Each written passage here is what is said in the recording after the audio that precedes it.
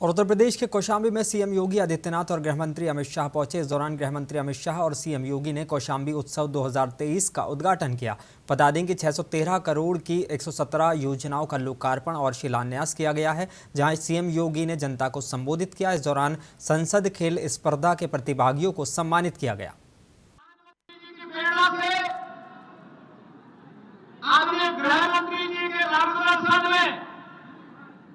उत्तर प्रदेश विकास की एक नई ऊंचाई की ओर आगे बढ़ रहा है। हर एक क्षेत्र में नई प्रगति की एक नई तस्वीर को प्रस्तुत कर रहा है। जो विकास की परियोजनाएं आज यहां में प्रस्तुत की गई है, खेल कूद की प्रतिस्पर्धा को आगे बढ़ाने के लिए उनका मार्गदर्शन मिलने जा रहा है।